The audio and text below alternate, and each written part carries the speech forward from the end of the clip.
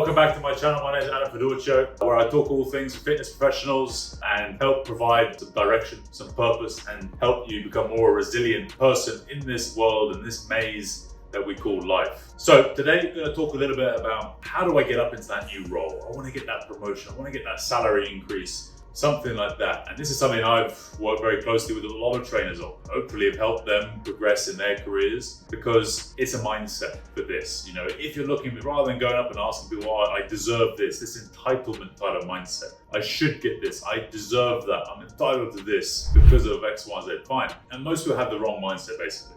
And what you're looking for is, I'm a big believer in and applied it for myself, and I've been a big believer in this my whole life, for the last 10 or 15 years since I've been working professionally. But you've got to become the role before you are the role. And what do I mean by that? So if you want to become the fitness manager, you want to become the general manager, or you want to become the head trainer, for instance, or whatever it is, you've got to get in the mindset of what they're looking for. Who's going to give you that position at the end of the day? Who's going to give you that promotion? Who's the person in power? Whether it is the current fitness manager and you're going to take over their role, the general manager, or whatever it's going to be. Put yourself in their shoes, and then what would you be looking for in that person? And then start doing those actions or those habits or whatever it is. Start turning up the gym a little bit earlier before your shift, checking in with people. And because you want to make the transition as seamless as possible for not only the company and the management, but also for your teammates, your colleagues, because there's two sides to this. You can fall flat on your face for both reasons. Especially with management, they're looking for talent. They're looking for people who could actually become this. Or actions. What have you done to deserve,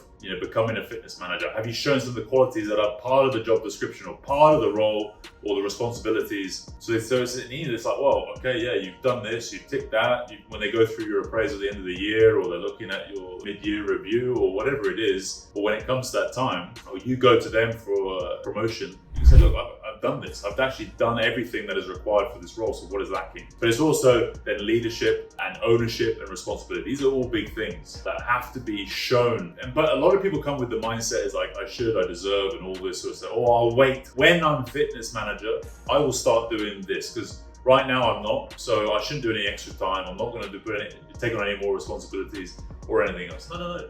You've got to start doing that before. It's not like Nelson Mandela. He didn't start preaching about the apartheid and making it one country and equality before he was the president. He didn't wait till he was the president to start doing all that stuff. He was doing that for 30, 40 years before he even became the president. So you've got to start becoming the role. Let people imagine you. Let them envisage you as the position you want to be, the head trainer, the fitness manager, and everything else. And so in the meantime, you talk to the current head trainer, talk to the current fitness manager, find out what their expectations are, get the job description, get the roles and responsibilities they would look for. You start helping, take some of that responsibility from them. Oh, actually, yeah, he can do a good job of this. He or she, she can do this great. Oh, I can actually imagine her as this role. And then it's also then from the colleague side of things, people that you're working with, because it's a big step. You're with the moment, and then you need to step up. You're with the rest of your trainers, and then you got a next position up that you want to be. A lot of people, they may be your friends and everything when you're with them at the time, because you're on the same level. There's that saying, people want you to succeed, but not more than them. People are very happy for you when you're growing, or you're at the bottom and you're growing up, but if you overtake them, people don't like that. And that's just human nature, a lot of it. So again, it's thinking like, okay, but if you get involved and you're helping some of the other trainers, but you're not being overstepping the mark, and you're being a bit condescending or patronizing, or a bit of a keynote, someone who's just overly keen and just doing too much, and it's not genuine, it's not coming from a genuine place.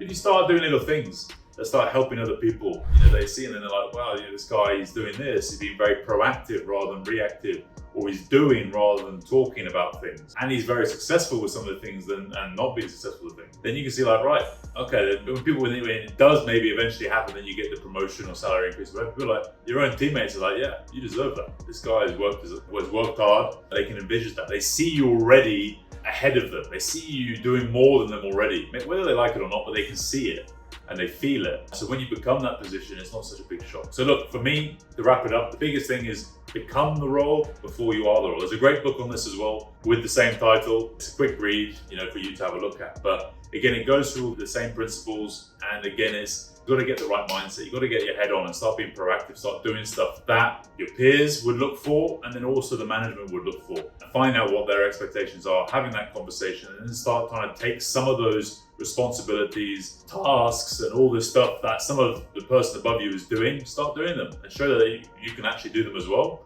And then you go from there. And then eventually, if they have the right mindset as well and they're good people and fair, they'll be like, right, this guy or girl is the right person to take the role. So look, I hope that was useful. If you liked it, press the like button, comment, subscribe. Everything else on this channel, I'm going to be delivering more fitness information for fitness professionals who are struggling, who are plateaued, want to get to the next level in their career. I've been doing this for a while, but they're not sure on the next step. So we'll speak back soon in the next video. Okay.